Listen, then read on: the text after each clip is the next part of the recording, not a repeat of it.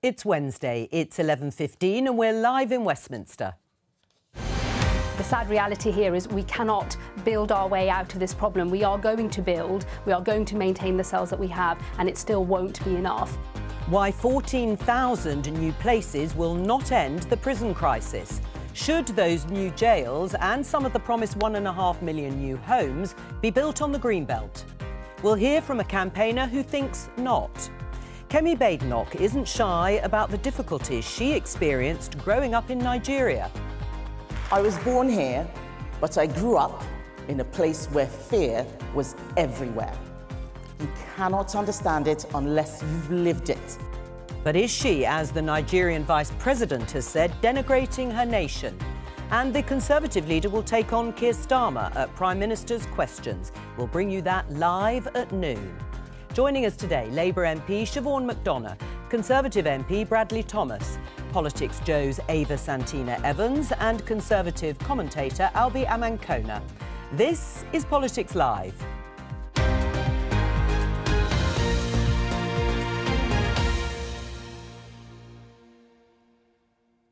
Let's start with this headline in The Guardian. Union anger over Labour government's insulting 2.8% public sector pay plan. Pay review bodies will make final recommendations on proposed rises for teachers, NHS staff and other workers. My opening question to the panel, starting with you, Siobhan. Is 2.8% as a pay rise good enough? 2.8 is the beginning, it's not the end of the process. So what we're actually going through is, you know, that rope of people arguing on both sides of it. As I understand it, 2.8 is what the government have submitted to the Pay Review Board, and now the unions, other groups will put in what they regard as fair, yes, and the body itself will determine the suggested pay increase. So should the unions just threaten to strike and they'll get more? Well, no, because the argument is going to be had about what is affordable, what can be delivered, and things have to be considered in the round. Look, I went to the funeral of my history teacher last week, Mrs. Fowler. She changed my life. She made it possible for me to have the confidence to go to university. So if I had no restrictions, I would pay teachers a huge amount of money to do what they do because they transform lives. The balance is how much can the country afford and what is reasonable. And so we're in the mix of that discussion at the moment. Is 2.8% as a pay rise good enough for public sector workers like teachers? Well, everybody wants to see public sector workers get a pay rise. Siobhan is right in that this is the start of the process, but what the government have got to do is own the process. So we saw a few months ago that the government gave a 22% pay rise to junior doctors. That was 10 times the rate of inflation. It ended the strikes, though, didn't it? But in recent weeks, we've also seen the government make the prospect of strikes much easier because they've lowered the threshold with their employment bill. So Labour have got themselves into a real bind here where, you know, they've sort of announced 22% for doctors a few weeks ago, 2.8% is on the table here. Now, they've got to own the process, and they're actually making it much more difficult to get value for money for the taxpayer too. With the junior doctors, there were no productivity enhancements associated with that. Labour need to stand up, find the courage to stand up to the unions. What, a bit like the last Conservative government, and they didn't own the process at all. They didn't even give any recommendations. At least the government departments here have recommended this as a pay rise. The 5.5% awarded by this government was on the back of recommendations made.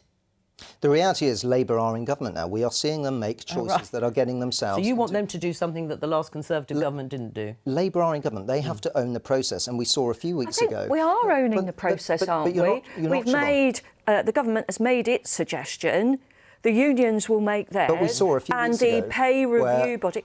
Do you know, I have not met anybody who is disappointed that the junior doctors' strike is at an end. But the point is... We know that we have got to tackle those waiting lists, and the doctors are back at work. This is not going to tackle the waiting list. What we're going to see is we're going to see junior doctors come back next year. Don't talk over each other. Let Siobhan finish that and I'll come back to you, Bradley. So, I mean, I think that Wes Streeting did exactly the right thing, and I have never met anybody who thinks Wes Streeting, our health secretary, is short on courage.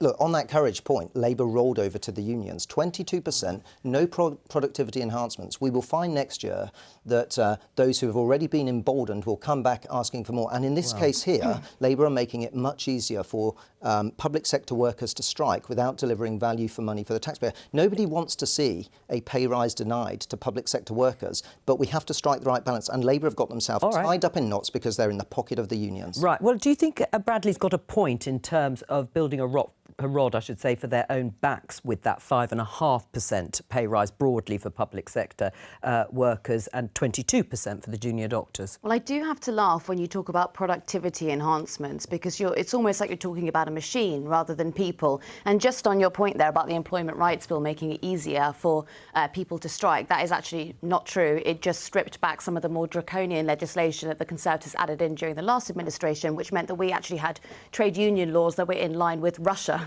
That was how terrible it was. Look, the country wants to pay public sector workers. They want to see a wealth tax, and they would like to see that money go to people who are actually aiding the country grow. Most of the country. If I don't you look want at to see the a wealth polling, tax. all right, well, you're the only one. I don't think I'm the only one. Overwhelmingly, the public poll very well when it comes to a wealth tax. Why on earth do big conglomerates like Amazon get away with paying very little tax, and then we're sitting here having a discussion about whether to pay workers 2% extra? But in the absence of that wealth tax, what would you do then with the pay rise? I mean, that's not even up for discussion. The wealth tax needs to be in, and you need to pay your workers. I mean, industrial action in the NHS is estimated to have cost taxpayers around £1.7 billion during 2023 and 2024. And some of the unions cited in response to this 2.8% prospect pay rise say it's an insult and won't cover the cost of living. I'll tell you who it is an insult to: private sector workers. As someone who works in the private sector, I find it utterly depressing that we're talking about pay rises that aren't linked to productivity increases, that aren't linked to targets being met, that aren't linked to the users of services being happy with their services, and that aren't linked to an overall improvement in the state. How can you sit here and say that we should be paying people more when public services have never been in a poorer state? As somebody who works in the private sector, But why is that? if my day-to-day delivery was as bad as some of the services in the public sector, I wouldn't have the gall to ask for a pay rise. Albie, are you saying that nurses have stopped working over the past year, or is there a wider conversation here about how services haven't been funded properly and they're not able to deliver the care that they'd like to? We're not back at the productivity levels that we were pre-pandemic. Well, I tell you, whenever I sit on the picket line with any of those nurses, any of those doctors, they look tired, they look haggard, they cannot work anymore. What about this link to reform, Siobhan? That was the main criticism, giving money. In fact, Keir Starmer said no more money without reform. Well, in fact, that didn't happen. There's a lot more money, certainly for the NHS, before reform. What do you say in response to that? Well, the government is currently considering a 10-year reform programme of the NHS. The main drift of it is it's not new stuff, it's stuff that we've tried to tackle before, which is getting services out of hospital and into the community, looking at social care.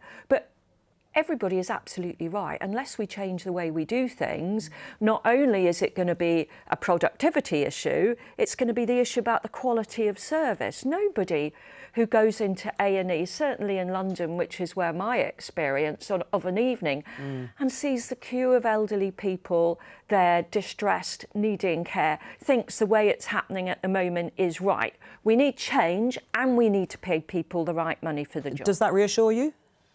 Not really, because the Conservatives spoke a good game about that. Now Labour's talking a good game about doing that. I just think if we look at public service delivery over the last 30 years, which is the span of my lifetime, we've seen taxes go up and public services go down. But who was that under? That was under the Conservatives. And it was Labour. also during a period. It was years. also during a period of austerity. Before the programme, we were talking about what was the difference, feeling with this Labour government as opposed to 97.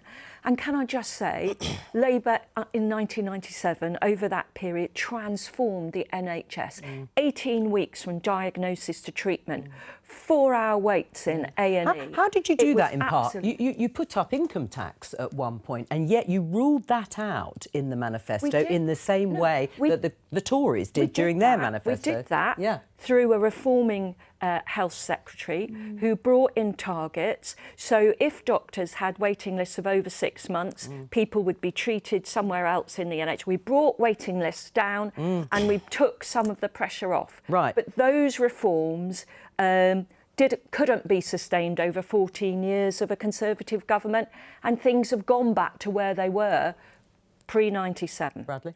Well, in the summer, when this government was elected, they inherited a pretty decent economic environment. wow. They did. No, they did. No, they did. But literally, it had just improved in the sort of previous 6-9 months. Allow me to make the point, right? The economy was growing, inflation was down. But not per capita. We had just come through the pandemic, which saw £400 billion of borrowing to prevent complete economic devastation only a few years ago. What we've seen since July is a government take decision after decision that is not politically astute, slashing winter fuel, £40 billion of additional tax borrowing, and they talk about. Do you think anyone actually buys this? I think Do you think anyone at home actually buys that the economy grew and that Labour inherited a great economy? What the public are buying is that they can see through the deceit. You know, Labour promised they would not put up taxes. They have. They're not prepared to reform public services because there is no political will. Goes into an A&E and sees what is going on there, knows that things have to change and know things have got really bad. If the unions don't sign up to that sort of reform package, should it be no to the pay rise?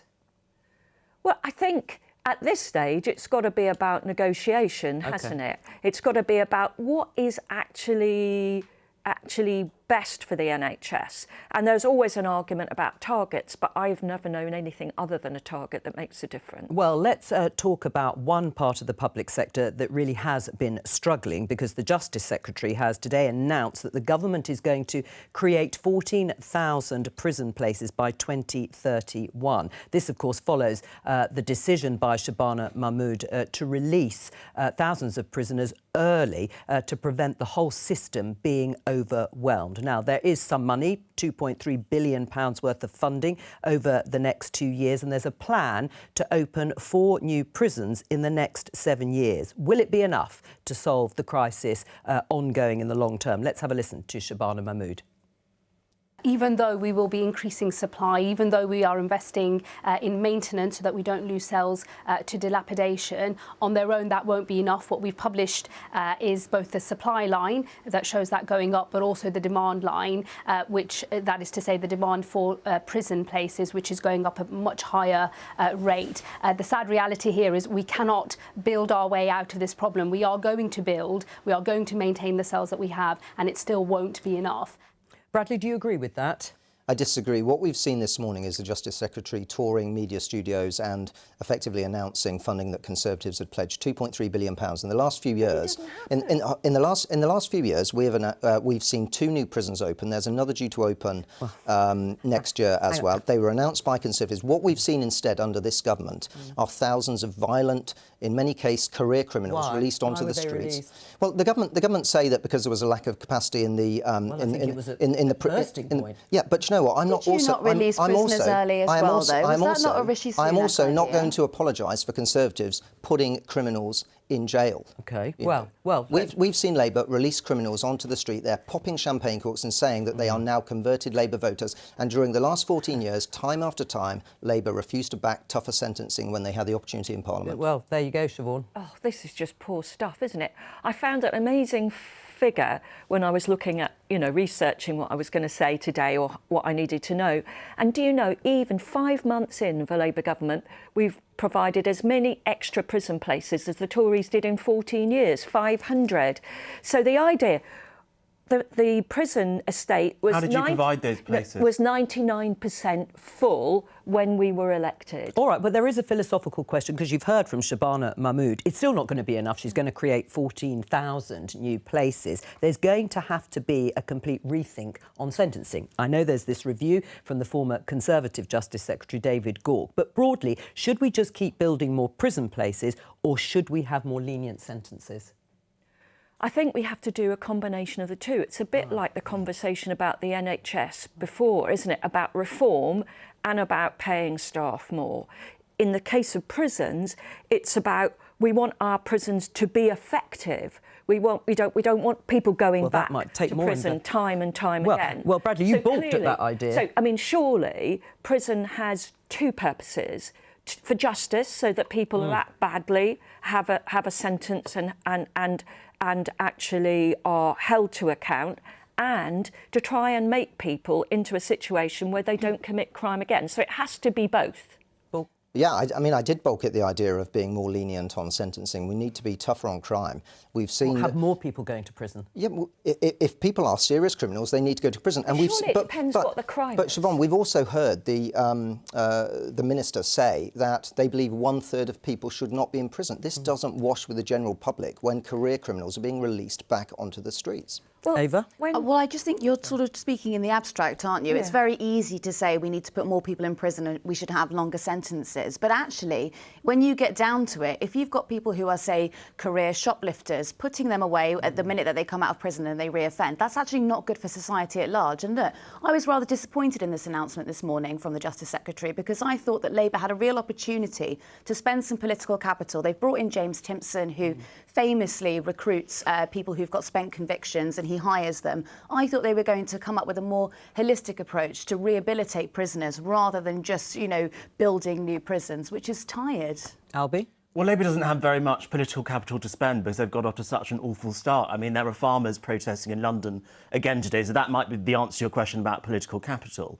But coming to the prison question, I was reading some National Audit Office statistics that said that actually by the mid-2020s we needed 20,000 extra prison places. Now this Labour government is suggesting perhaps 14 or 15,000 by the beginning of the next decade. So the capacity that's being built isn't actually keeping up in line with demand. And the Conservatives changed the sentencing guidelines, which I thought was right, but then didn't plan adequately for capacity increases. What was that all about? How can you possibly say we're going to send more people to prison because that's what we believe, because we think punishment is a good thing, and then not build the prerequisite prison places to send those people who are being punished too? Isn't that exactly what William Hague, the former leader of the Conservative Party, said? The Conservatives want to send more people to prison, but they're not willing to build the places. I mean, that's a problem, isn't it? If you haven't got the capacity, but you still want to follow through on your crime and punishment agenda.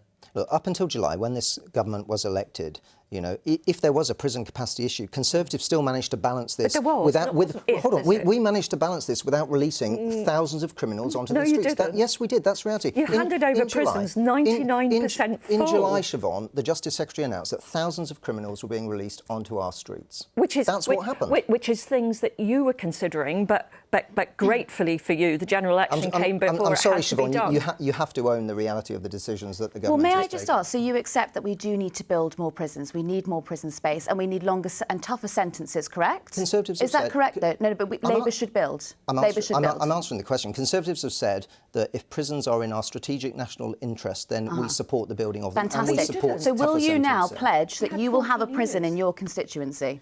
Labour have to own the decisions that they're taking. It's a non-point. Well, then where you Well, put it? just interestingly, the I have a public... prison in my constituency, by the way. And you'll would make you have it another bigger. one? Well, we'll come on to the planning issue in just a moment. The thing is, the government is probably going to have to continue to release prisoners early, aren't they, Siobhan, because of the overcrowding. Whatever they do over the next few years, they'll probably have to do another early prisoner release. I don't know what the balance is, but that seems like. I mean, the public don't like that much, surprisingly, Ava. Ipsos survey published in October found over half of Britons opposed releasing certain prisoners early to alleviate overcrowding. But what's the alternative? Well, no, absolutely. And I thought that the way that Labour actually went about it when they did do the early release was poor. There were many people who weren't alerted to certain, domestic abuse victims or survivors who had their partners out on the town and they didn't know about it. It was rushed through and it was pushed through. However, there are many crimes where people don't necessarily need to be in prison and they need to be rehabilitated. Do you agree with that, that shoplifting, for example, perhaps should not be a prison offence? I think it depends on the veracity of the shoplifting. You'll get lots of small businesses across the country talk about how the scourge of shoplifting has such an impact on our bottom line that they're having to raise prices for the consumers. I think it's all very fair and well to have a pop at the Conservatives for not building prisons. The Conservatives are no longer in government. I'm not happy about that. But the point is, the current plans that the Labour Party have do not build capacity in line with the demand of the prisoners that we're going to be sending there. What are we going to do about it? You said earlier on, Siobhan, you wanted more lenient sentences. Do you think the public will forgive you for that? No, what I want is a balance between making sure that the right people go to prison and actually having the places and having and doing something about trying to ensure that people do not are not released and just do the same crime. I mean, the shoplifting issue, shoplifting has become organised crime. It often isn't just the person who's a bit desperate and goes down and steals a few things. We can argue about whether that person should go to prison or not. It's actually organised crime, and it's actually stopped being policed. So I certainly know in the co-op round the corner from me, there is repeated organised shoplifting every Sunday night when they get their delivery. And that we have to do something about. Bradley? Well, I'm concerned that the government are heading towards more lenient sentencing. Yesterday in the House of Commons, I asked the Justice Secretary if the government will commit not to increasing the prevalence of community sentences, many of which go wholly unserved, and I didn't get an answer on that. Right, Siobhan? Well, if it's the right person, I think community sentences can really work. But will there need to be a lot more investment in rehabilitation, having jobs ready for people to go to if they're released from prison, either early or not? Well, Ava was making the point about Mr Timpson, who's been appointed as a minister in the Department of Justice. Yeah, I think he says about a third of people shouldn't be in prison.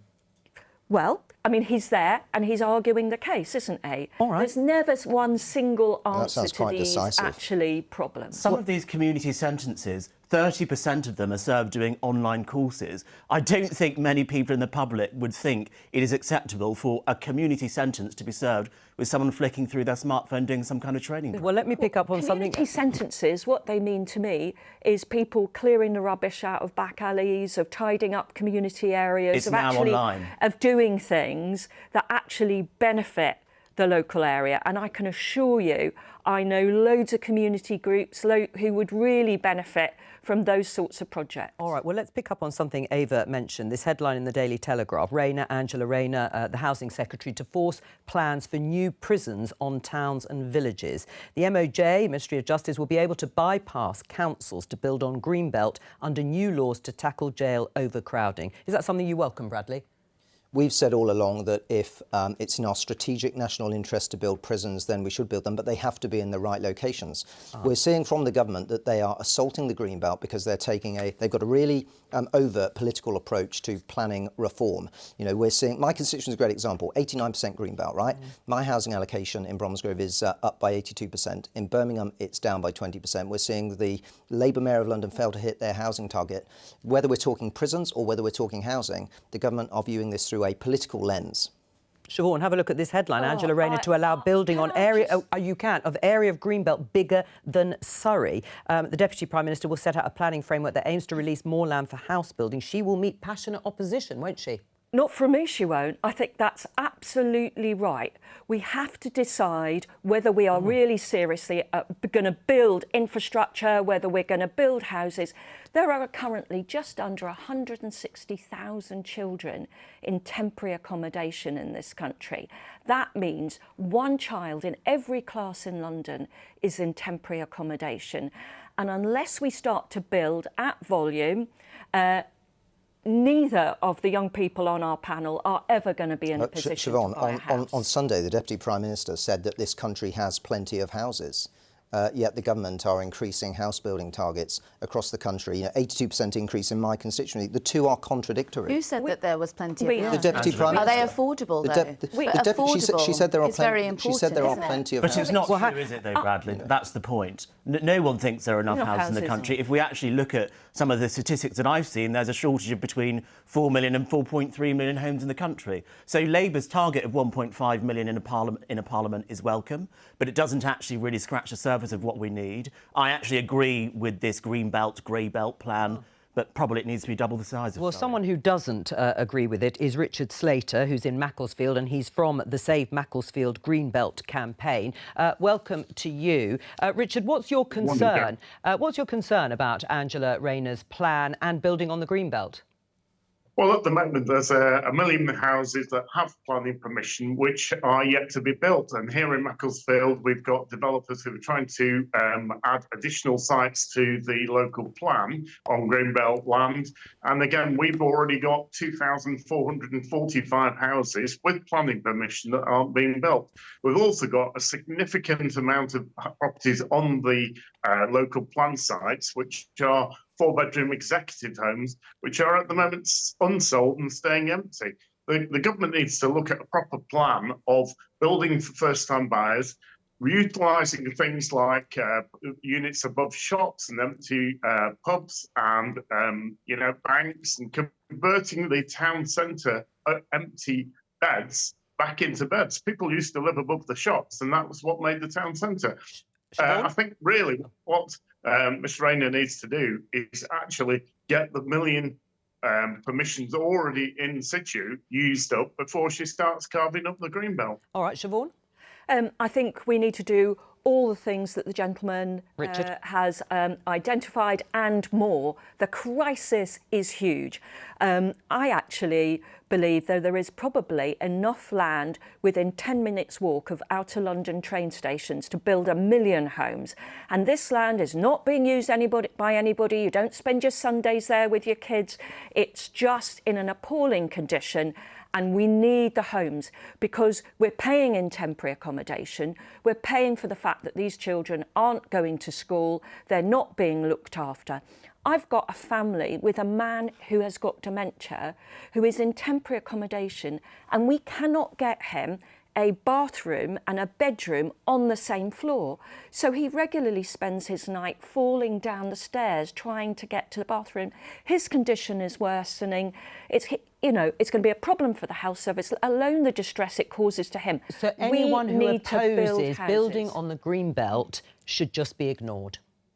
Pardon, say that? So anyone who opposes building on the green belt should just be ignored because it's such a crisis? I don't think that anybody should be ignored in their view. I don't know the details of the Macclesfield case, but I do know in outer London there are swathes of land that are completely unused that people would love to live in.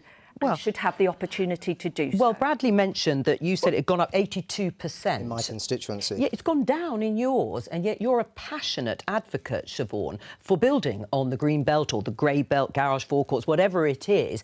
Why has it gone down in your constituency by 3%? Would you advocate to have more homes built? Absolutely. Oh. You would? Yeah. Have you spoken to the Housing Secretary about that? We need more houses. We will build as many as we can.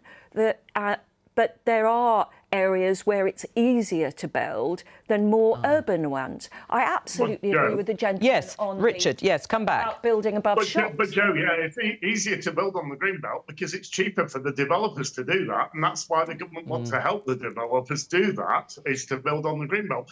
But here in Macclesfield, we've had 2 high schools which have been demolished to build housing estates on.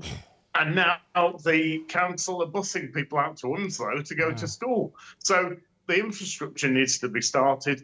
The councils get the builders to put funds forward to bring the infrastructure together.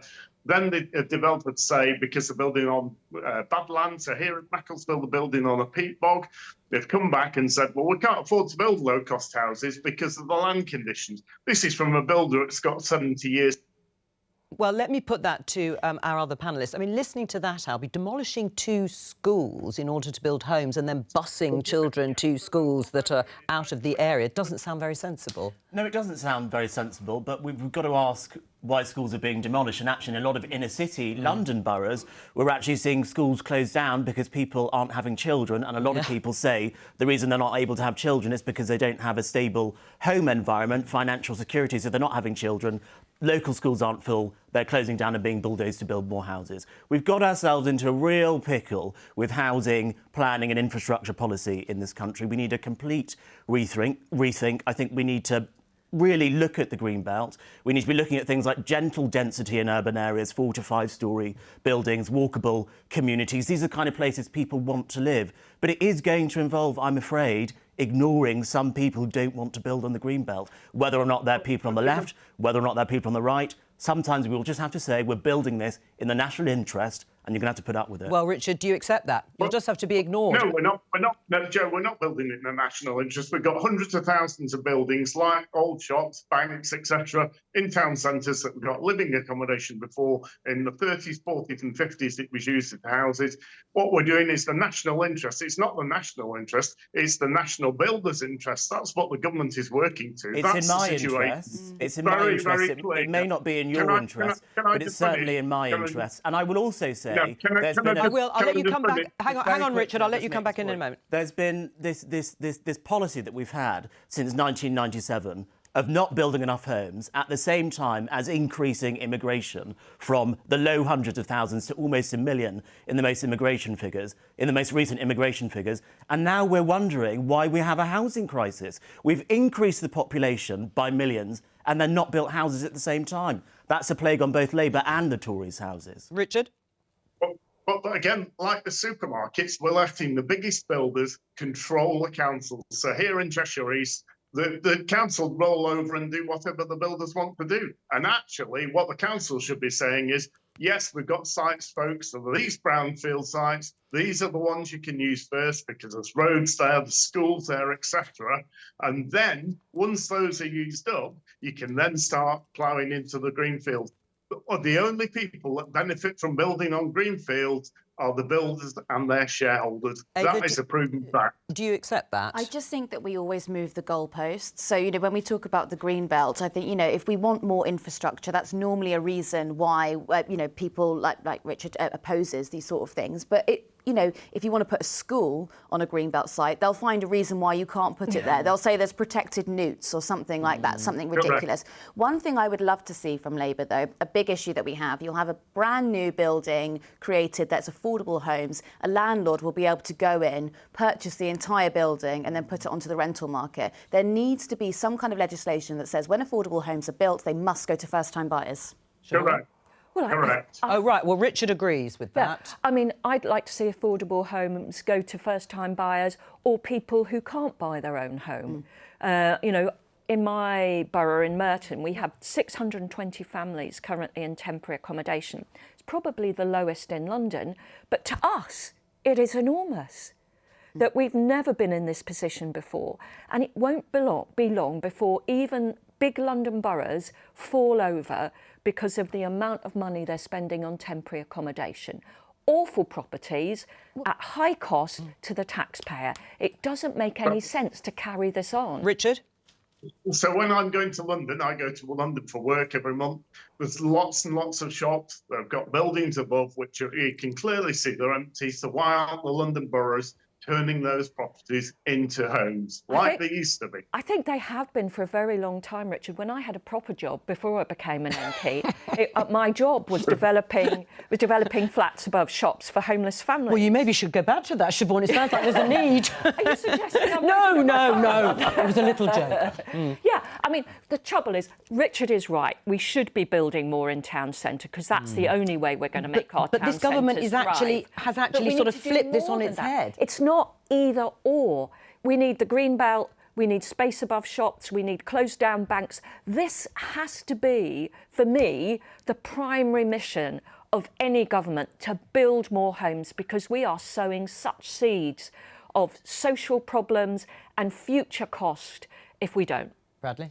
Well, I think all of the points that Richard makes are ones that I would fundamentally agree with. We do need more housing, but there is a golden opportunity in our urban areas, so towns and cities, particularly if we're keen on promoting sort of new vitality in town centres. But there's another crucial point. The government have abandoned a commitment to seeing beautiful homes being designed. And there are so many areas around the country which have seen housing growth in recent years. It's not designed aesthetically to a great standard. It's identikit stuff.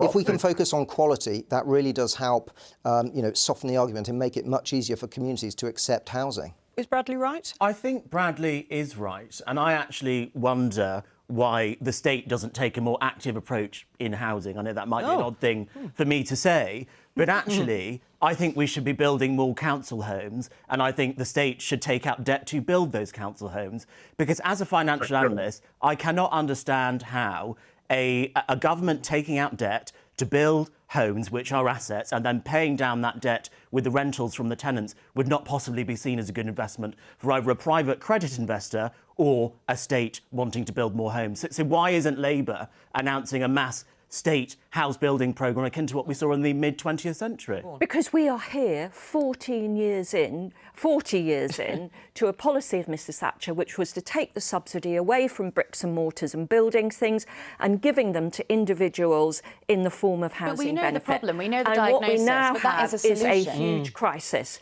So yes, I would like to see councils building, I'd like to see housing associations building, and I think we are getting to that point. End right to buy? No, I wouldn't be in favour of ending right to buy. But you've just blamed that policy for taking out all that council stock. I didn't blame right to buy. I don't believe that it was the council tenants of the past who are responsible of the homelessness of today. I'm saying what's the problem is the housing model where you stopped investing in building houses. If you built houses to replace the right to buy properties, everybody would be OK now. But we chose as a country, and the Conservatives chose as a government not to do that. And it was very successful. And it was very successful, of course, at the time for the people who supported it. Richard, final word to you. Sure. I think the key word's infrastructure. So again, here in Macclesfield, we've got £4,250 coming in the infrastructure into the local plan. The bus routes have been cancelled. The houses have been put in the wrong places, so people can't walk into town. They're miles away from town. The schools around and about. Figures were fudged to get the planning applications through. So we need infrastructure is the key thing. Don't start the green belt till you've started using up the brown belt. Richard Slater, thank you very much for joining us. Now, you can listen to Politics Live if you're out and about on the live news stream on BBC Sounds.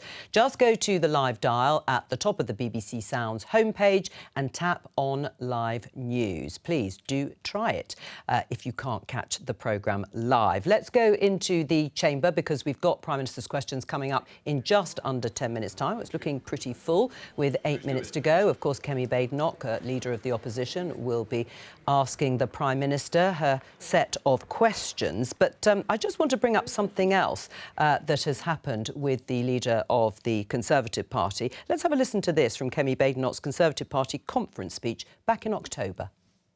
I was born here, but I grew up in a place where fear was everywhere. You cannot understand it unless you've lived it. Triple checking that all the doors and windows are locked, waking up in the night at every sound, listening as you hear your neighbours scream as they are being burgled and beaten, and wondering if your home will be next. Kemi Badenoch, of course, grew up in Nigeria. She's criticised her experiences there or what happened to her in the country a few times. But now Nigeria has hit back in the form of the Vice President. Let's have a look at the Financial Times headline. Nigeria's Vice President launches attack on Tory leader Kemi Badenoch. Kashim Shettima's comments follow criticism by the Conservative leader of the country where she grew up. What do you make of this diplomatic row, if you like? It's not a very good look for Kemi Badenoch, I would say. But ultimately, when politicians make comments like this, it's always for their own political capital. And I would say the comments of the Nigerian Vice President very much buy into something which is happening in the Nigerian media, where there are lots of media figures who attack Kemi Badenoch. And so the Nigerian Vice President has seen that and has decided he wants to cash in on that anger for the way that she's speaking about the country that she grew up in after she was born in England. But at the same time, you never saw Priti Patel or Rishi Sunak talk about India in the way that Kemi Badenoch talks about Nigeria. And I would simply say, if you are a Brexiteer and you're saying we need to be expanding our global trade beyond the European Union, we want to be looking at emerging markets for growth, fastest growing markets, don't slag off one of the fastest growing economies in Africa with one of the youngest populations that you have a personal link to. I mean, the Nigerian Vice President told her to change her name.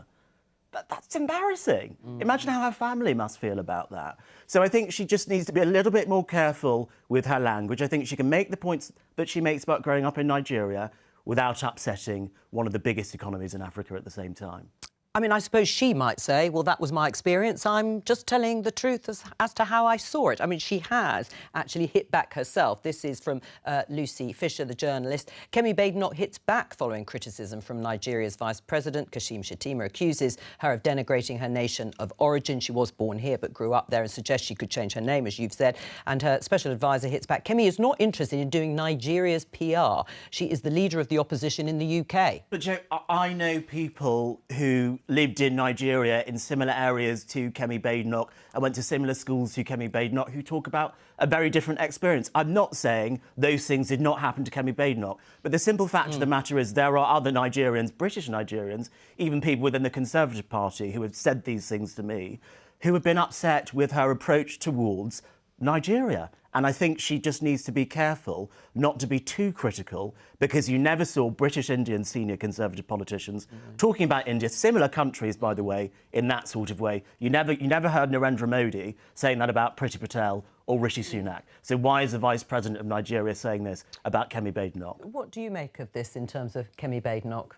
Well, look, Kemi has spoken about her experiences from when she grew up in Nigeria, which was several decades ago. I'm sure that Nigeria today is not the country that it was back then, but Kemi is also known for her very forthright style. Yes. She says it as it is. She's quite an honest politician. She's refreshing in that sense. And as she said, she's getting on with her job as leader of the opposition. But should she be more diplomatic? I mean, it has caused something of a row here. I think Kemi was elected as leader of the party in part because, she's got a very forthright style. She has spoken about this from her childhood, which was several decades ago. She is focusing on her job, holding this disastrous government to account. Yes, but also, at the same time, surely, Bradley, we can agree, it must be pretty embarrassing for the Vice President of your parents' country of origin to tell you to change your name. Like, this is not good PR for Kemi Badenoch, let alone Kemi Badenoch doesn't want to do PR for Nigeria, but she should want to do PR for herself. And this isn't good PR for Kemi Badenoch, in my opinion. Or is it, Ava, as you said earlier, Albie, a little bit of political spin even for the Vice President of Nigeria? Well, I don't know. I think it would suggest that perhaps Kemi Badenoch's personality isn't quite suited to being leader of the opposition because, if she's someone who can sort of begin, or fuel a diplomatic row at whim and then not be too bothered about it. I mean, her response from her spokesperson is almost like a Teflon response. It's like, well, I said what I said and I don't really care. That's not really the way to conduct diplomatic negotiations, is it? Or relationships. But again, Kemi, she's got this very forthright style. And she spoke about this. It was decades ago when she lived and grew up in Nigeria. Kemi's combative style is what we need to hold this government to account, and that is the job. It's a Nigerian style. It's a Nigerian style. That's the thing. Well, they are very forthright. Another group of people who are holding the government to account are outside these studios, not just outside, but in Westminster, and that's farmers. It's not going away, is it, Siobhan? We can see here the pictures. The second time in a matter of weeks that farmers have descended on Westminster calling for changes to the inheritance tax that were brought in terms of farm estates in the budget. Should there be a rethink?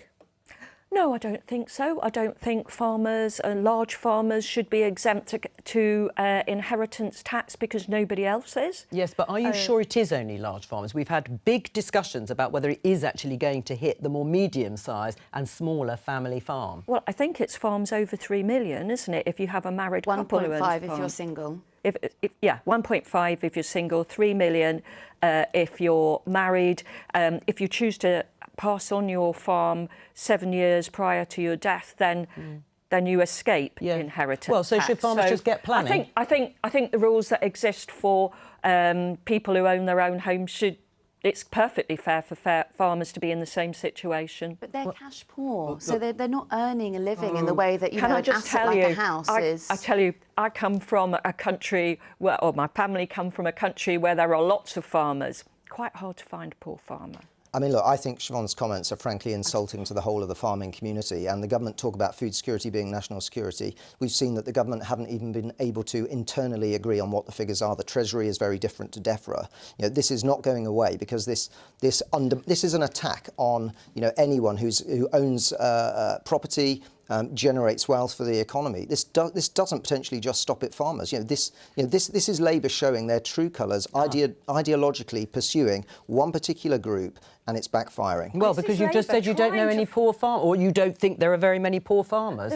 This is Labour trying to fill the black hole that they were left with for 22 billion. So who is it? Who is it? Who is it? Where do you get the money from? If somebody can find how about reforming public services so that the government cuts its have a leg to profit stand pool? on, because what you did to the farmers during your administration was absolutely shocking. And I've been out there all morning before I came to the studio speaking to farmers, and they lament the red tape we did not have farmers protesting in Westminster. Yes, you did. Not like yes, this. you did. Not like I this. covered it. Not on this scale. There were 150 tractors here just 6 months ago. You're not going to sit here and lie. I covered it. We can have a battle on the number of tractors that came in. There were protests, by the way, but these are continuing. You say it's only going to raise £500 million. But isn't it the case that nobody likes their taxes going up or tax changes? It is very difficult to do that, whoever is targeted. Of course it is. Of course it's difficult. I mean, I don't like taxes going up either. I'm, in fact, very much anti-tax rises. I think we should scrap inheritance tax altogether. I think we've got to look at ways to reduce the size of the state. I know you always ask Conservatives how. I'll tell you how. We could do things like scrapping the winter fuel allowance for wealthy pensioners, for example. No one liked the sound of that. Means testing other pensioner benefits that people get, looking at worklessness and getting people back into work, reducing the benefits bill, efficiency savings, cutting international aid budgets. Can you save that much money, though, from efficiency savings? I didn't just say efficiency savings. No, but can you save much money from that? Yes, well, you can potentially save 5%. This is what we're hearing from the Labour government at the moment. Perhaps? Which is I don't want taxes to rise. I am in favour of streamlining the size of the state. I've just given a whole list of items that we could streamline, but unfortunately, the Conservatives aren't actually interested in streamlining the state. Neither are Reform, by the way, because when you ask them what do they want to streamline, they say things like quangos, and that's just a couple of £100 million. Let's go to Prime Minister's questions. Prime Minister. Thank you, Mr. Speaker. Can I start by welcoming the fall of Assad? The people of Syria suffered for far too long under his brutal regime. Mr. Speaker, what comes next is far from certain. We've been talking to regional and global allies to ensure that it is a political solution that protects civilians and minorities and absolutely rejects terrorism and violence. Mr. Speaker, this morning I had meetings with ministerial colleagues and others. In addition to my duties in this House, I shall have further such meetings later on today. Thank you, Mr. Speaker. May I associate myself with the remarks of the Prime Minister in welcoming the fall of Assad and the hope now for the Syrian people. Mr. Speaker, since it returned to Labour control under Mayor Chris Cook, Middlesbrough Council has not only been taken out of government intervention in terms of children's services and a best value notice, but is also on track to becoming financially stable. I know the Prime Minister will want to join me in congratulating Mayor Cook and the Council on its recent successes. But after 14 years of Conservative austerity, can the Prime Minister confirm that the spending review will not simply end, but will unwind austerity and provide the resources councils need to properly serve our communities? Prime Minister. Well, I join him in paying tribute to the Mayor and all local representatives across the country who do a fantastic job even when funding was cut to the bone under the last 14 years of the Tory government. Mr. Speaker, we're boosting local government funding by £4 billion, investing £1.6 billion to improve roads. And I was proud to see the work on the carbon capture cluster in Teesside, which will create 2,000 new jobs. Leader of the Opposition, Kemi Badenoch. Mr. Speaker, last week the Prime Minister didn't seem to want to talk about appointing fraudsters to his cabinet. In fact, he seemed to want to talk about immigration. So let's talk about immigration. He has relaunched yet again. Many new targets, 6 milestones, 5 missions. But why was cutting immigration not a priority? Speaker, I'm glad she now wants to talk about immigration. Last week she said she didn't, and for good reason. Because the previous government presided over record high levels of immigration. The figures just a few weeks ago, nearly 1 million on net migration. That is unprecedented. A one-nation experiment in open borders under the last government. And she was the champion. She stood up and praised the then Tory Home Secretary for listening to her on removing caps on migration visas. So she was applauding it. Now she's furious about what she was campaigning for. We will drive it down. We will drive down lawful migration. We'll drive down illegal migration. Mr. Speaker, he talks about open borders. He was the one campaigning for free movement. I was in this House asking for a lift on skilled migration. He was there supporting all of the people who should not have been in this country. He wanted us to relax immigration. But as he's so keen to talk about the past, let's look at his record. 4 years ago, the Prime Minister signed a letter demanding that foreign criminals be allowed to stay in Britain. Dozens of Labour and Liberal Democrat MPs repeatedly signed these letters insisting that rapists and murderers be allowed to stay here. One of those criminals, Ernesto Elliott, had 17 convictions, including for knife crime. After his deportation was blocked, Elliott went on to murder someone. He was able to stay here and murder because people like this man campaigned against deporting criminals. Will he apologise for signing these letters? Mr. Speaker, I'd firstly remind her that when we're in the number now, under their watch, of migrants coming to this country, nearly 1 million, is over 4 times the number when we're in the EU. They lost control of the borders. And the particular example she puts to me is an example of failure under her government to take the necessary measures to keep our country safe. Mr. Speaker, this is a ludicrous assertion. He is the one who was repeatedly signing letters. He even asked us to pause all deportations. He doesn't want to talk about his past, Mr. Speaker, but that letter is just the tip of the iceberg. There is more. The Prime Minister actually complained that the immigration system was working to deter migrants rather than provide support. He said, and I quote, that he was proud to have served as Jeremy's shadow immigration minister. He boasted that he took the last Labour government to court for cutting benefits for asylum seekers. He said he would never set a target-based approach to immigration. He wants to talk about immigration. Let's talk about his record. We can talk about it all day. I have committed... Mr. Speaker, the Prime Minister says he wants to talk about immigration. I have committed to a cap on migration. Why won't he? Mr. Speaker, she talks about my record. For 5 years, I was the chief prosecutor, prosecuting people who went to prison, many of whom were then deported. So while she's talking, I was actually doing the hard yards of convicting those that should be in prison. And she presided over record numbers of asylum seekers in this country, a record number of lawful and irregular migrants, that is 14 years when they lost control of the borders. They set a cap for each of those 14 years. It wasn't hard, it didn't stop people coming, and it got a record number. They should apologise for what they've done with their open borders policy. Mr. Speaker, he did not answer a single... Do you want to leave? If you've not got the guts to stand up to the comments, you shouldn't be in here. Kemi Badenoch. Mr. Speaker, he did not answer a single question. He never answers questions. He wants to talk about the past. The fact is, we've acknowledged where things went wrong. He will never take responsibility. He will never take responsibility. The fact is, he has scrapped a deterrent that the National Crime Agency has said we need. Since he came into government and scrapped the Rwanda deterrent, small boat arrivals have increased by nearly 20%. His own MPs are complaining about having to house asylum seekers. So can the Prime Minister tell the House how much more his government will spend on hotel accommodation because he scrapped the deterrent? Prime Minister. Mr. Speaker, I'd invite her to tell us what went wrong under the last government, but it'd take us all afternoon. Mr. Speaker, we are going to smash the gangs that are running this vile trade. We signed a landmark agreement with Germany this week. Order. Mr. Philp, you've been very loud. I think now we're going to have a little bit of silence from you, Prime Minister.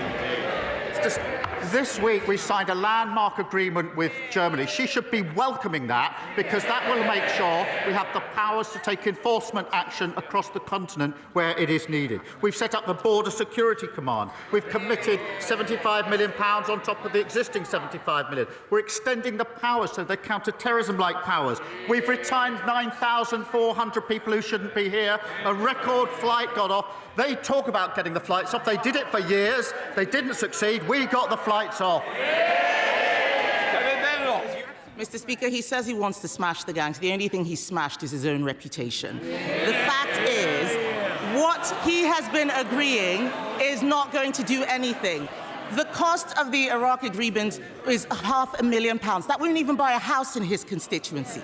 Many of the things he's taking credit for are our agreements. Let's talk about what he put in his manifesto. The Prime Minister promised to end asylum hotels. He promised, he's the Prime Minister now, he promised, but in Altrincham and Peterborough, his government is expanding the use of asylum hotels because he unilaterally disarmed the deterrent. In fact, Mr. Speaker, a man who arrived by small boat told Sky News he was happy Labour were in power. That man said the Conservatives, and I quote, wanted to deport us, but Labour are making the procedure easier for us. He's right, isn't he? Prime Minister. Mr. Speaker, I really thought she should welcome the Iraq deal. Anybody who wants to deal with this vile trade would have welcomed it. She should also welcome the German deal that we did this week. Many of the boats that are finding their way to the Channel are coming through Germany. That is well documented. There's been a difficulty in taking enforcement action, which if she spent more time researching that than her terrible jokes, she would know about. And we have signed an agreement to smash and take enforcement action in Germany to stop those boats getting to the coast. That is effective action. She should welcome it. It's really good news. All law enforcement think it's a good thing. Why does she think it's a bad thing? Because the numbers are going up, Mr. Speaker, under his watch. The Prime Minister has consistently backed criminals over law-abiding British people. He defended terrorists like Hizb ut-Tahrir in the European Court. He argued all immigration law had a racist undercurrent. He voted against life sentences for people smugglers. He voted against more than 100 measures to control migration. He even said it was wrong. He even said, Mr. Speaker, that it was wrong when the Conservatives took away Shamima Begum's citizenship. Now he has appointed her defence lawyer as his Attorney General. Mr. Speaker, events in Syria mean we may see more small boat arrivals. For once, will he take the side of the British people and strip citizenship from jihadi terrorists and supporters of Assad who want to come back and destroy this country? Prime Minister. Mr. Speaker, I was Director of Public Prosecution for 5 years. Unlike anyone on their benches, I was prosecuting for 5 years hundreds of thousands of criminals. That includes huge terrorist gangs, rapists. I was working for 3 of those 5 years with the then Home Secretary Theresa May, who commended the work that I did at the end of those 5 years. So for her to stand there and say, I haven't done anything in law enforcement, I dedicated 5 years of my life to law enforcement, locking up criminals, which is more than she can say. And it would be easier to take the opposition seriously if they actually got serious. Not a slither of remorse, not a hint of contrition. It's like the arsonist complaining about the people who are trying to put the fire out. And all they do is come every week with more and more complaints. Just wait till they get their hands on the people that created the mess that we are clearing up. We're fixing the economy, we're ending their open borders policy, we're taking down the waiting list. That's what people voted for. We're delivering it. No law.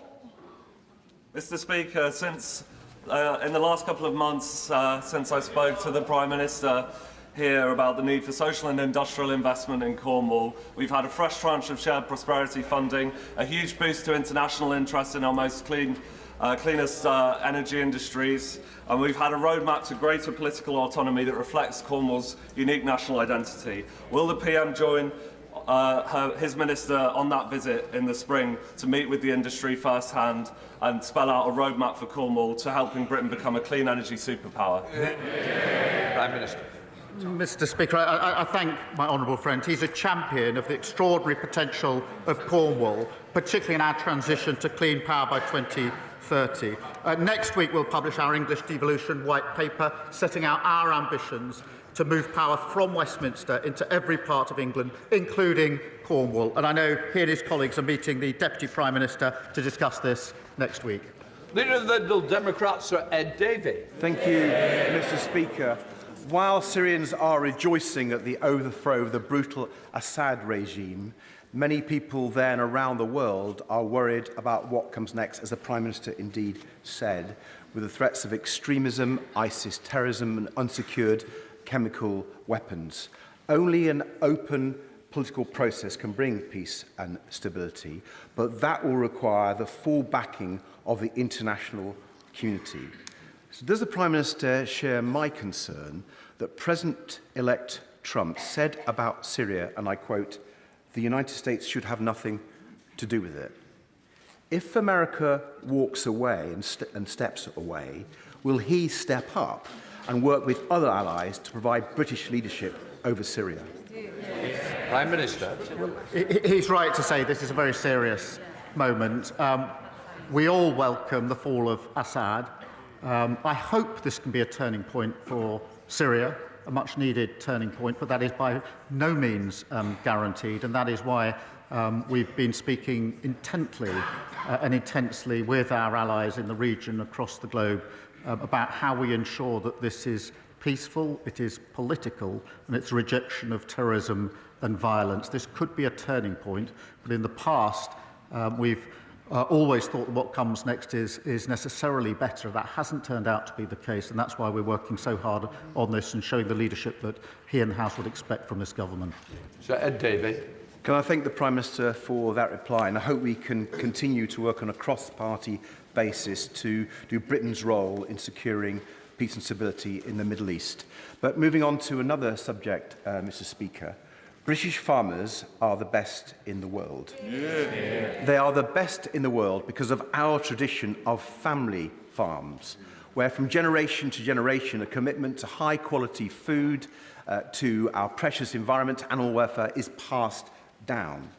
But family farms were let down badly by the last Conservative government, with their botched transition to new payment schemes and their unfair trade deals with Australia and New Zealand that have undercut British farmers. Now, many family farms feel the government's budget will be the final blow. So will the Prime Minister change course and recognise the vital role that British family farms play? Yeah. Prime Minister. Mr. Speaker, as he knows, we put £5 billion into farming over the next 2 years. That's a record number under the budget. Last week alone, £350 million to support farmers in the United Kingdom. That does contrast with the last government, who was an underspend of £300 million in relation to farmers. In relation to inheritance tax, as he knows, in a typical family case, the threshold is £3 million, and therefore the vast majority of farmers will be unaffected, despite the fear-mongering of the party opposite. Bill Brittle. Speaker, places of worship are vitally important, not just for practising one's faith, but also for local heritage. The government's Places of Worship grant scheme currently provides much-needed tax relief for religious buildings in need of renovation, but is scheduled to end next year. What assurances can the Prime Minister provide my constituents that the government will continue to support restoring our much-cherished places of worship, such as Holy Trinity Church in Horwich? Prime Minister. I thank you for that question and recognise the important roles that these buildings play at the heart of communities, particularly, Mr. Speaker, at a time like Christmas. There are a wide range of funds available for maintenance and restoration, including the National Lottery Heritage Fund's Places of Worship scheme. Details will be confirmed in the usual way by departments at the spending review. Hannah. Mr. Speaker, last week my neighbours Omar and Delma Al-Shishkaki, who serve South Belfast as a doctor and a classroom assistant, received the news that they have been dreading. Dalal's mother and brother were among 23 Gazans killed in their tent by an Israeli airstrike in the so-called humanitarian zone of Al-Mawasi, and other family members are fighting for their lives in a barely functioning health system. Prime Minister, the crisis in Gaza is getting worse and not better. None of us in this chamber can end their nightmare, but we can do more. This government have rightly used every tool at their disposal, sanctions on arms and trade and officials against Putin's Russia. When will Israel be held to the same standards for genocide? When will this government confirm further sanctions, recognise the state of Palestine and offer some hope to beleaguered Gazans and many millions who are watching on in horror? Prime Minister. Can I start by saying I'm sorry to hear of the dreadful loss of the families of her constituents. There have been far too many examples like that. I was pleased to see that there's now a ceasefire in Lebanon. We desperately need that now in Gaza, something we've been pressing for some time. There's intense talks going on to that end at the moment, as she knows. That would provide the space for the hostages to be allowed out. They've been there for a very, very long time. Desperately needed aid to go in at speed and at scale, but also opens the potential for the pathway to the two-state solution, which I believe is the only peaceful way to resolve this ongoing conflict. Katrina Murray. Thank you, Mr Speaker. My constituents in the east of Kirkintilly are experiencing a housing emergency. Not enough houses for families or for those fleeing domestic abuse, and what houses there are in drastic need of repair. Does the Prime Minister agree with me that the Scottish Government should be prioritising repairing this housing emergency, but also the funding of local authorities to address this crisis of their own making? Prime Minister. Well, I'm grateful to her for raising this, because in Scotland, house building has ground to a halt. Homelessness is at record numbers. Children in temporary accommodation, record numbers. And that this budget was the biggest settlement for Scotland since devolution. So they've got the powers, they've got the money. What they haven't got is any more excuses. Thank you, Mr Speaker. The people of Thornbury have been promised a new health facility for more than 20 years, but have seen every proposal fall by the wayside. That's why it was a great relief to residents when the Health Minister confirmed to me in writing that the funding to rebuild the centre would be made available. However, we are still months away from seeing the final plans signed off, never mind having spades in the ground. So what reassurances can the Prime Minister give me and my constituents that this isn't just another hollow promise, and that the proposals will be approved swiftly once they hit the Health Secretary's desk? Well, I'm grateful to her for raising that, and it's obviously a cause of concern for her constituents. And we are determined to fix the broken NHS that we inherited from the party opposite. We've set out our targets in the plan for change last week. As she knows, the Department for Health, NHS England and the Local Care Board are working together to deliver for patients in her constituency. It is important, as she'll appreciate, that we go through the proper business case as part of this rebuild. But what I can make sure is she gets a meeting with the relevant minister to be updated on behalf of her constituents. Peter Lamb. Thank you, Mr Speaker. Following years of real terms cuts to their funding, St Catherine's Hospice, serving my constituency of Crawley, has recently made a number of redundancies. Palliative care is hugely important to our communities, and I pay tribute to them for their work. Can the Prime Minister join me in thanking the work of St Catherine's and outline how the Government will look to support palliative care moving forwards? Prime Minister. I will join him in that and recognise the vital role that hospices play in providing support to people at the end of their life and understand the challenges that they face. Most hospices receive funding by providing NHS services, and funding will be set out in the usual way. Thank you. Jerome Mayu. Mr Speaker, losing a farm is not like losing any other business. It can't come back. Now, those are the words of the Prime Minister, those that he said to the NFU in order to get their votes. So can the Prime Minister understand why farmers in Broadland and Falkland and around the country now think that his administration is duplicitous? Mr Speaker, I think everybody welcomes the £5 billion over the next 2 years that we put in the budget to... Well, they shake their heads, I'm afraid they do. £350 million in the last week alone, compared with the £300 million underspend by the last government. On the threshold, as he well knows, in an ordinary family case, the threshold is £3 million, and that means the vast majority of farmers will be unaffected. Joyce Dewberry. 14 years of the party opposite gutting local government has left councils having to make My constituents were recently shocked when Cannock Chase District Council proposed the closure of the Museum of Cannock Chase and the Prince of Wales Theatre. Can the Prime Minister ask the Culture Minister to please, and his officials to please meet with me to see what can be done to save our museum and theatre? Mr. Speaker, they groan at the question. The Leader of the Opposition was saying they're coming to terms with their failures. Well, they're obviously struggling just with it. I understand this will be a huge loss to his constituency. Councils across the country were at the front line of the last government's ruinous economic failure. We announced £4 billion in additional funding for local government, a real terms increase in core spending power. We will continue to do so, and I will make sure that he gets a meeting with the relevant minister. Chris Law. These last months have shown that cruel Westminster governments of whichever party continue to target the weakest in society, while the Scottish Government will continue to protect them. Whilst the Labour Party have voted to continue the two-child benefit cap from the Conservatives, the SNP are abolishing it. While the Prime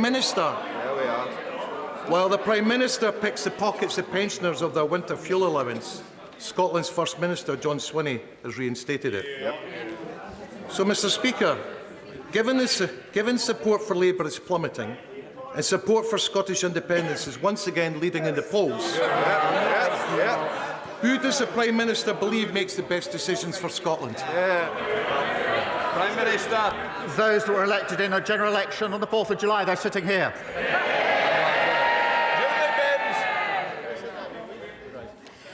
In centuries past, the three rivers that converge on the centre of Carlisle have made the city highly defendable against invading armies. However, in 1985, 2005 and 2015, those same rivers overpowered the city, leaving thousands devastated by flooding. What assurances can the Prime Minister give my constituents that the flood defences that the Conservatives promised but failed to deliver will be completed under this government? Can I start by wishing her a happy birthday? She raises a really important matter for her constituents who faced appalling flooding too many times, and the last government left our defences in a state of absolute disrepair. Mr. Speaker, we're investing £2.4 million this year, and the Environment Agency are currently studying options to improve protection in Carlisle. I'll make sure she gets a meeting to discuss the specific options. Becca Paul. Thank you, Mr. Speaker. In recent weeks, the former head of MI6, Sir Richard Dearlove, has warned that conflict between Russia and the West is no longer coming, it has already come. With Russia poised to spend more than 6% of its GDP on its military next year, the time for reviews and roadmaps is over. Will the Prime Minister recognise the urgency of the situation and commit to spending at least 2.5% of GDP on defence without further delay?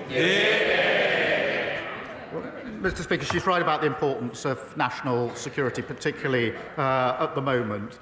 At the budget, we delivered a £2.9 billion increase in the MOD budget. We're pleased to deliver the largest pay rise for our armed forces in 22 years, and we'll set out the path to 2.5 in due course. That target, of course, was last met under the last Labour government. It wasn't met once in the 14 years that they were in power. Right, McNally. Mr. Speaker, in October 2023, my constituent Mark Somerville received the shattering news that at 43 he had motor neuron disease. Since then, he has set up the Mark Somerville Foundation and is doing incredible work to raise awareness of the condition. Mark is in the gallery today and will speak to MPs later about living with MND. Will my right honourable friend join me in recognising the work of Mark and his foundation and commit the government to doing all it possibly can to support efforts to find a cure for this devastating disease?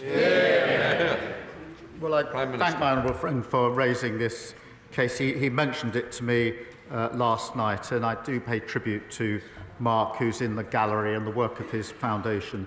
This diagnosis can so obviously be absolutely devastating, and it's testament, if I may say so, to his bravery and compassion that he is raising awareness of the condition. I think many of us would question whether we're capable of doing what he's doing, given the diagnosis that he's had. Last week, of course, Mr. Speaker, I paid tribute to the inspirational Kevin Sinfield, another incredible champion. And I say to both of them, all those campaigning, we stand with you in this fight. Yeah. Sir Ian Duncan-Smith. Mr. Deputy Speaker, the Ron Cornelius has been detained in Dubai for 17 years. His property was seized in what is a very unjudicial process. The Prime Minister has been to UAE. I want to ask the Prime Minister whether, when he went there, did he now demand that Ron Cornelius was freed, given that the United Nations came to the conclusion that his detention was arbitrary and in violation of international law, and following that, would he now make Magnitsky sanctions deliverable on those who are responsible for this after he is released? Prime Minister. This is an important case, and of course it's been raised by the government a number of times, including by the Foreign Secretary as part of the trip that I was on. I myself raised human rights issues, but it is a serious case. We'll continue to press for the outcome that I know he and his family desperately want. Sarah Owen. Thank you, Mr. Speaker. Stellantis could not have asked for more from the workers at the Luton plant. Like every generation of Vauxhall worker in Luton, they meet every target set. They make every innovation demanded of them. They never give up. Contrast this with Carlos Tavares, the CEO, who days after making the decision to threaten over 1,000 jobs in Luton, quit. Does the Prime Minister agree that in light of this sudden departure of the CEO, Stellantis should review this decision? Do what's right by our town, stay put for good, or until an alternative is found to ensure Luton's manufacturing history is also our future? Prime Minister. I thank you for raising it, which is it's obviously an issue of grave concern to her constituents, and the government is totally committed to supporting the workers and their families at this uncertain time, and the Industry Minister will meet the company this week to discuss plans for workers and the site to ensure that dedicated support is in place. We'll continue to do so because I know it's an issue of considerable concern to her constituents. Joshua Reynolds.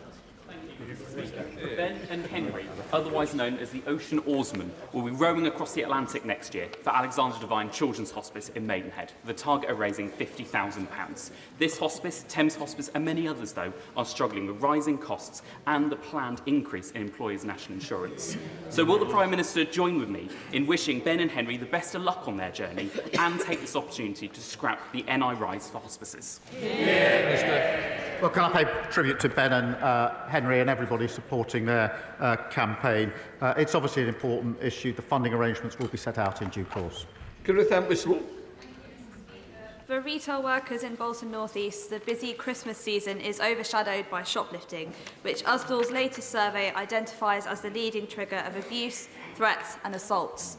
As the police drop in Bromley Cross, officers welcomed this government's commitment to clamping down on low-level shoplifting and prosecuting repeat offenders. What more can the government do to tackle shoplifting and support retail workers and businesses during their critical holiday season? Prime Minister. Well, I thank you for raising this, and I've spoken to many who work in our shops who are very, very concerned about shoplifting, and because of the approach that was taken by the previous government, it went out of control. We are bringing it under control. It's not low level. It has a huge impact on other customers, has a particular impact on staff working in supermarkets, and that's why we are dedicating funding to training police and retailers and supporting specialist analyst teams to crack down on the gangs that are targeting retailers. Paul Holmes. Thank you very much, Mr. Speaker. In the last few weeks of the last government, we awarded millions of pounds to remote train stations like Hedge End and Swanwick in my constituency under the Accessibility for All scheme. In the first 2 weeks of this government, that was scrapped. Will the Prime Minister use his good offices to give my constituents and stations across this country an early Christmas present and give us our money back, please? Prime Minister. I'm grateful for him. This is an important issue for his constituents. The problem is the last government made lots and lots of promises, but they never set aside the money to pay for them. That's why we picked up a £22 billion black hole. They made promises in relation to infected blood, promises in relation to Horizon. They didn't put aside the money to pay for it. We've had to inherit that, to clean it up. We will get on with delivery, but we had to balance the books and stabilise the economy first. Lizzie Collins. Mr Speaker, this past weekend one of my market towns, Kirkby Lonsdale, suffered a devastating fire, resulting in the loss of a local man's life. The whole town centre was closed and many local businesses have been affected. Sunday was meant to be a day of celebration with Christmas markets, family games and community events, and instead the town faced a tragedy. Can the Prime Minister tell me how the government can support communities like Kirkby Lonsdale to rebuild and recover after tragedies such as this? Prime Minister. I'm grateful to her for raising this awful situation, and I think all of us can only imagine the impact that this must have had on the town, on the families and the friends of the victims of this awful tragedy. And I commend the community, which has come together in an extraordinary way in the aftermath of this awful event. I'll make sure she has a meeting with the relevant minister to discuss how the government can support her community at this vital time. Final question, Ellie Chance. Thank you, Mr Speaker. This week I was contacted by my constituent Sally. She's a GP and she'd called 999 on Monday for a critically ill patient to try to get an ambulance, but couldn't because they were all stuck outside Hereford A&E waiting to unload their patients. At the same time, we know that across the country, medically fit patients are unable to be discharged because of the social care crisis. So can I ask the Prime Minister, what is he doing to fix social care, to fix patient flow through hospitals, so that ambulances can get back to saving lives?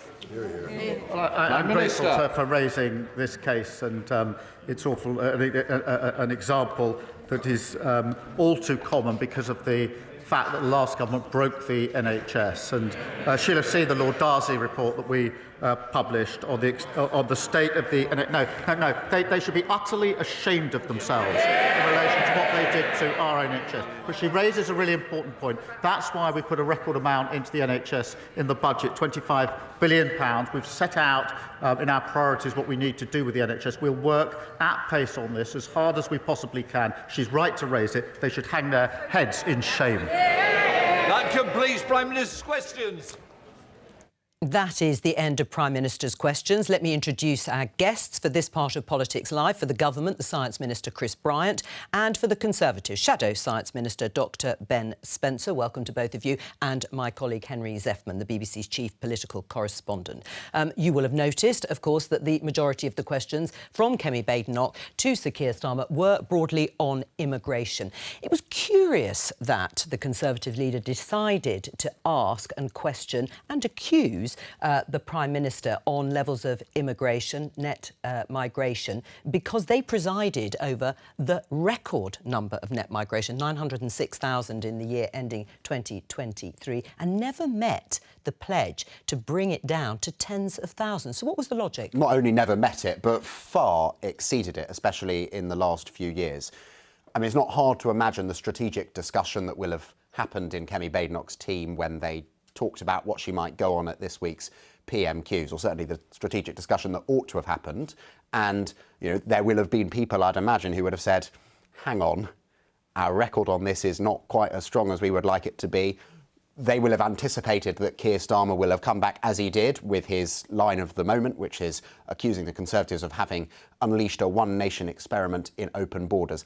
My hunch is that when I ask Conservative MPs privately later what they made of PMQs, I'm not sure they will think that it worked for Kemi Badenoch at this stage in the cycle when the Conservative government is so fresh to have led on immigration. Of course, there will come a time when what is paramount in the voters' minds and in the public's minds will be the Labour government's record in immigration, but it is still just a few months since they took over. Will you be one of those MPs who will question the logic of that line of questioning from Kemi Badenoch?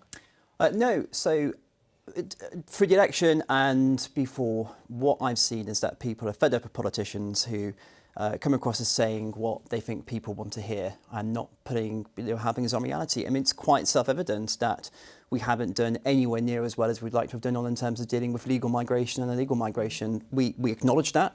That's the starting point. Now it's to say, well, actually, what's the plan in terms of fixing it? We had a plan. It was working. The Labour Party scrapped it. Well, Chris. They didn't have a plan and it wasn't working. They had a gimmick, which was Rwanda, cost £740 million, I think. Is that the right figure now, to deport 4 people who were deported voluntarily?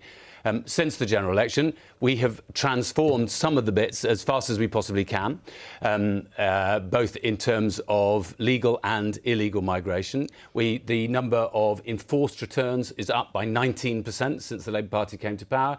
The number of illegal working visits is up by 34%. The number of arrests following those is up by 25%. But look, the truth of the matter is, when it got to the general election, not only did we have... Well, people thought it was one figure, and it turns out it was much higher level of net migration to the UK, even than people were worried about. And on top of that, you had, I think I'm right in saying, this is from my memory, so Jo, you might have more accurate figures, but 120,000 people waiting to be dealt with in the asylum system, not even being processed at all. So, of course, we had a massive backlog that had to be dealt with. It wasn't being tackled. And we are getting on with the job of trying to sort it, because it really does matter. And what irritates me about Kemi Badenoch is her very selective use of statistics. She said the numbers of small boats are up this year. They are up on last year. She was right about that. However, the year that you really need to be looking at is 2022, when I think it was 45,744 people came on small boats. Well, let me go back to you, Ben. Why would you highlight a catastrophic failure by successive Conservative governments on their own metrics?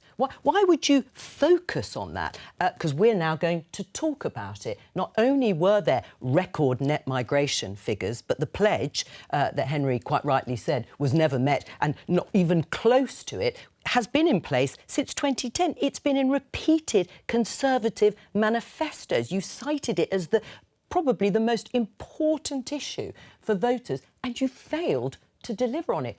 Why would you focus on it?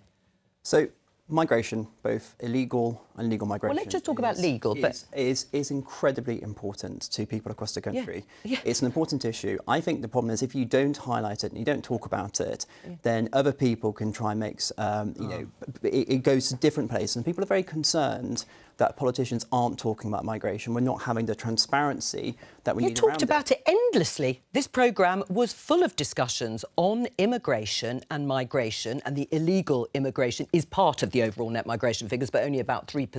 We talked about it endlessly on this programme, and the fact that you didn't actually tackle it.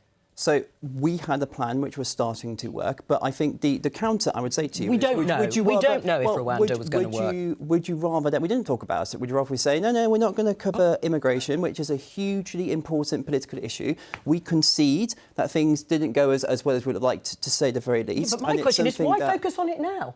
Because we've got the figures, and it's something that's very important. I mean, would you not expect the opposition to raise issues which are important to the public? Well, and bearing in mind that the plan, which was going to work, I believe Rwanda would have had an effect, a deterrent effect, 14 years. has been literally ripped up. And what we see from the Labour Party you is... can't possibly have supported the Rwanda scheme. What we see from the Labour Party is we see headlines, but we don't see any plan behind it. Well, a deterrent, of course, has been highlighted by people in border security and border control as something that would be effective.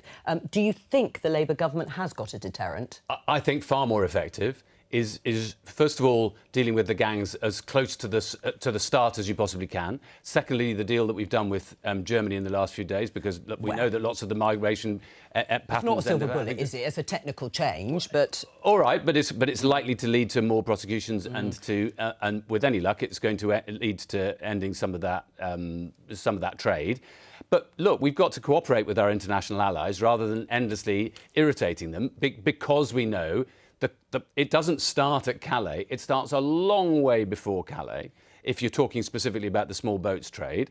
I actually supported one thing that the government did last year in relation to being able to bring students being able to bring over their dependents, because my experience in South Wales was that the local university was bringing lots of people from, because they could no longer bring people from Europe, they were bringing people from other parts of the world who all came with dependents. Most of them mature students, and there was literally no accommodation for them. And we were fundraising to put, beds in people's accommodation. So I think that it was that piece of the equation was absolutely right. But honestly, the idea that the Rwanda scheme was a genuine deterrent is absolute nonsense, and they knew it from the beginning. Well, we don't know because it didn't actually come into play. Can I just ask you, Henry, about the letter that Kemi Badenoch referred to repeatedly, that Keir Starmer, she said, the Prime Minister, had signed, which would prevent foreign criminals being deported, and in fact they were then allowed to stay. What's the sort of veracity and the sort of context of that? Well, the Conservatives have now given us more detail of what Kemi Badenoch was talking about there. She was talking about a letter that Keir Starmer released during his leadership campaign in early 2020. And of course, we know that he now stands by almost nothing that he said in that leadership campaign. In fact, one of his 10 pledges, which he has subsequently ditched, was, I think the words were, to defend free movement as the UK leaves the European Union. Now he, of course, does not support reintroducing free movement with the EU. In this letter, he talks a bit about that, says free movement has been hugely beneficial. He also argues for a more humane and effective international response to the refugee crisis. He says if he's elected Labour leader, I will start work immediately on plans for radical change in the immigration system, no more hostile environment, no more demonising of migrants, talks about ending indefinite detention, closing immigration detention centres. I mean, it goes on. It's a long letter. But I think you can see there why Kemi Badenoch thinks this is fertile territory for the Conservatives, notwithstanding their record. It is just a question about politically how she can manage that slightly difficult pivot from having been in the cabinet a few months ago to now attacking the new occupants of ministries of this government. I mean, his beliefs, his assertions, Keir Starmer's then, as he was campaigning to be leader, they have changed in some regard. Now he is leader and Prime Minister. Is this a problem for you as a government in terms of wanting to go against a hostile environment but wanting to drive immigration down? Well, I don't want to demonise migrants either. I don't think that's in anybody's interests. I also want an asylum system that works, that is properly compassionate to those who have a genuine claim under the law, laws that we've signed up to along with many other countries in the world.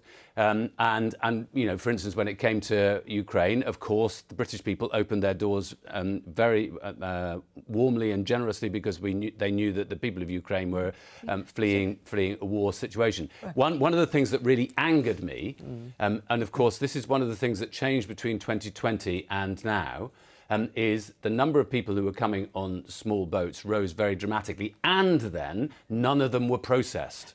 So they were sitting in hotels for months and months and months, not even being assessed by anybody in the Home Office because the government had patently failed in its singular job, which is to have a proper asylum system that works. And interestingly, it was exactly the same in 1997 when we came to power. The asylum system in the UK didn't work after 18 years of Conservative rule, and guess what? It didn't work after 14 years of Conservative rule either. Ben, just very briefly, because Kemi Badenoch referred to the Prime Minister being in favour of freedom of movement when the UK was part of the EU. But the figures cited by the Prime Minister are correct, aren't they? That we now have almost 3 times as many people coming here under net migration figures than came when we were part of the EU and we had freedom of movement. So I don't know if they're correct or not, so forgive me on that. But I'll take his and word. Yeah, well, I'll take the word from that.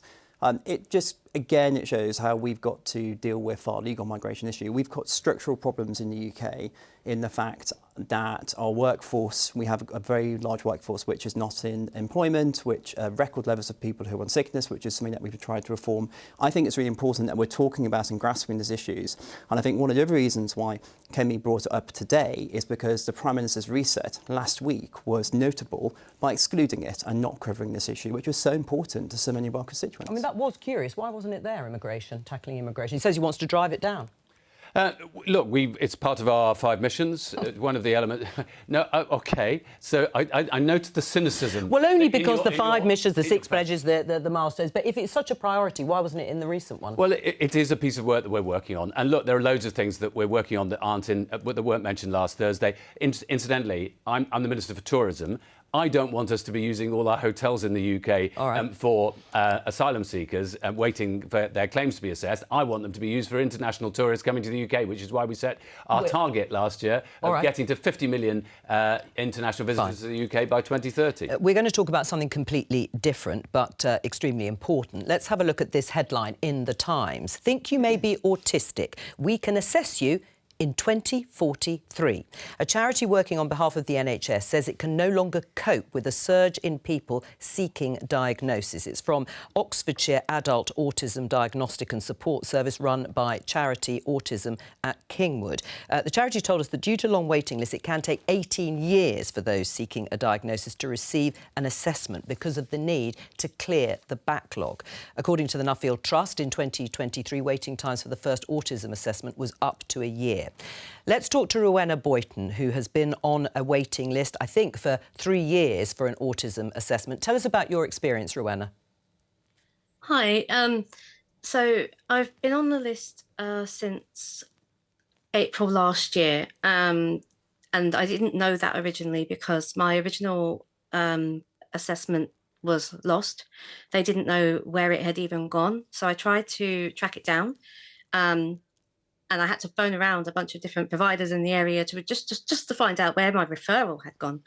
And I was told that it went to the single point of access and then it just stayed there and nobody dealt with it. So eventually, a friend of mine helped me contact PALS and I didn't hear anything back, but it did actually move. They did send me a letter and said, disregard everything that you've been told to now. It's still at the single point of access and we'll send you out some, I sent out like some paperwork to fill out. And Rowena, how long have you been told you'll have to wait for an assessment? They didn't actually 100% say, because they refused to be drawn into it when I asked. They told me to just check the website, and the website says it's 3 years. Oh, I see. Why is it important for you to get diagnosed for autism? Because I need to forgive myself for not being... Well, I feel like an alien that's trying to pretend to be human, like I've got an alien skin on a human person. And even when I was little, I was different. And kids knew I was different. So they treated me differently. Of course they did. And not positively. And I know that I would say and do things that weren't necessarily the correct social things. I struggled a lot socially. I used to go completely mute, like I couldn't talk to people. And it makes you a target. And I need to be able to look at myself and say, I forgive myself for not being the human being that was expected. And I need to be able to, it's kind of like a vindication as well that I'm not just a fundamentally broken human being, that I actually have something going on with me that made it that way, that made it very difficult for me. Well, Rowena, that's very honest and open of you to talk like that. We have 2 politicians here in the studio. I'm going to come to you, Ben, because you are a former, I don't know if you're currently practising at all as a consultant psychiatrist. What do you say in response to listening to Rowena and a possible 3-year wait for an assessment? Well, firstly, I say to Rowena directly, I'm sorry that, you're struggling so much at the moment, and that's the experience you've had both in terms of your symptoms and in terms of access to care and treatment. And I hope you get the right care and treatment that you need as soon as possible. On the specifics around autistic spectrum disorders, one thing that, and I speak very much as a politician, one thing nevertheless I found very interesting, which I don't really quite understand, is why there's been such an explosion of people needing referrals to assessments over the past few years and what's going on there. Now, I'm not the person to answer that question, but it's a question that I have in terms of what's happening there. And speaking to local schools, we've got a very good one in my constituency that's focused on speech and language delay, and they talk to me about the importance of early screening for speech delay, something I've been raising with the government. My local mental health trust tells me that the assessment processes set up by NICE are very labour intensive, which means that it's very difficult for them to get sufficient numbers of staff to be able to process people quickly. And of course, we've got a workforce challenges when it comes to consultant psychiatrists. But should we change our approach to neurodiversity more broadly? I mean, the Nuffield Trust Chief Executive, Thea Stein, says pumping more money into the current system wouldn't help. And it was frankly impossible to imagine how the system can grow fast enough to fulfil this demand. We're at a really critical point as a society where we're actually understanding neurodiversity and the fact that it's a much greater spectrum for the whole of society than we've ever had before. Chris? Well, first of all, I mean, I'd say directly to Rowena, thanks very much for saying what you said, because I know that there will be thousands of people in the country for whom you are saying exactly what they have felt, if not tens of thousands, no doubt. And I've heard it from other people. Interestingly, I've done quite a lot of work over the years as an MP on acquired brain injury, which I know is very different, but it's part of the same neurodiversity spectrum. And for many people who've had acquired brain injuries, the moment that they learnt that it was the brain injury that led to some of the problems that they've had in terms of being able to relate to other people or exercise executive functions and so on, has been a moment of liberation.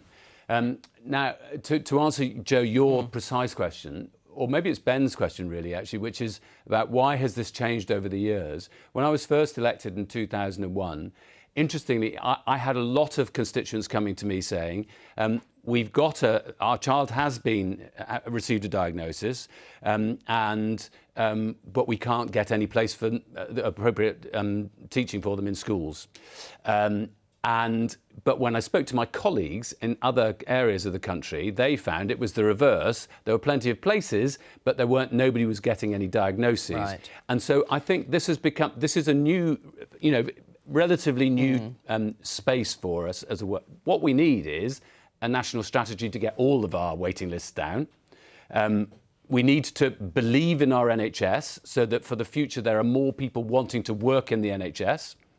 We have a chronic shortage in a whole series of different areas, including in this area. Yes. And I would argue you need specific national strategies on autism, which encompasses the work that we're doing around SEN, special educational needs in schools, which is why we've just set aside the best part of £1 billion for that. But for Rowena, it's still going to be years possibly before she gets an assessment or a diagnosis. Is that acceptable? Oh, clearly not. I mean, I think she also, I'm glad she's gone through powers. It sounds like she also needs to contact her MP because we have quite a few people, and it shouldn't be like that, but we have quite a few people who contact me if casework on that. I think the key is that she gets the needs and the assessment that she needs and the treatment and support she needs. I'm a bit nervous about everything being a national strategy, though, because I would argue, well, we should have a national schizophrenia strategy, we should have a national dementia strategy, we should have a national autism strategy, and eventually you get to the point where you have a national strategy of everything. I think getting. Well, you need a national strategy for the NHS. Is the single most, because we need to get all. I look forward to hearing yours when it eventually comes. Which will out. arrive soon. We've indeed. There's just one other point about Rowena's. Briefly, because I want to go back to Rowena. It is disgraceful that your paperwork, or if it was paperwork, that it was paperwork in the first place, rather than a digital system so that everybody could easily access your records, in the medical system. But secondly, appalling that it got lost in the system. And that's one of the things that we've radically got to change about the whole of the NHS. And that requires a degree of reform. So it's not just pumping money in, it's also reform. But do you have any faith, Rowena, that things are going to be radically different for you and other people seeking a diagnosis under this government than under previous governments? I feel like the entire system in itself needs to change. I feel like there needs to be an accountable person who can look at the mental health system as a whole, because the waiting list, it's not just autism. I mean, it's the whole of the mental health sort of system. If you change that process from the top up, then at the moment it's very much of a tick box, screen you out because there's no one to see you, essentially, which means people fall through the cracks, which also means that's less people who have got support. And with the right support, people can be, living fulfilling lives. They're getting a job and things like that. That there are barriers at the moment. Only 22% of autistic people are actually in work, going by the Office of National Statistics, and that is in part due to the fact that it's really hard to get any support at all. without a diagnosis. And the diagnosis system is just broken from the top. It's also really skewed towards boys. Girls fall through the cracks massively. My daughter had the same. She was finally diagnosed, but she didn't present the same way that the paperwork expected her to. Well, so it took a long time. So yeah, I really feel like the whole system, it just needs an accountable person, a minister, it's somebody like that to make it change from the top up. Well, yeah, to actually make it change. Because at the moment, I don't see anything can change without reform from the whole process. Thank you very much for joining us and talking to us about that. And I hope you get an assessment relatively quickly. Can I just talk to you, Henry, briefly before we go about the assisted dying bill? Let me just show you this tweet from Jessica Elgott, Guardian journalist. Assisted dying bill committee is expected to be announced today. But as Paul Brand, ITV, also reports, there's some consternation over the composition. A number of the prominent Labour opponents of the bill, including those who promised to work constructively, are not on it. What does this all mean? So the Bill Committee, that happens for every piece of legislation, but usually we don't really pay much attention. It matters here because one of the key promises made by Kim Leadbeater, the Labour MP who was bringing this assisted dying legislation, was that this Bill Committee would be more powerful than many Bill Committees, would be able to call for evidence, and crucially would span the spectrum of opinion in the House of Commons on this. And I think it is going to span the spectrum, although a majority will be supporters, as they were in the House of Commons in the last vote. But the question of which opponents go on there does seem to be slightly controversial. Well, you were a clear opponent of the bill. Will you be on it, this Bill Committee? So I've asked Kim Leadbeater to put me on it. As I said before, I believe in the principle of autonomy with people with full decision-making capacity, but I have grave concerns about the implementation of the bill. Let's see what Kim Leadbeater announces later, and I think we'll see how she's going to approach this whole process. I've had concerns pretty much from the start that this is not the way we should do this sort of legislation. Are you confident it'll be fair enough, the way they actually divvy up who's on the committee? Let's see what comes out later. Like I say, I'm concerned. Legislation of this magnitude, this is not the way we should be doing it. It's all we have time for today. Thank you very much to all of my guests. I'll be back tomorrow with more Politics Live at 12:15 here on BBC Two and the iPlayer. Have a good afternoon.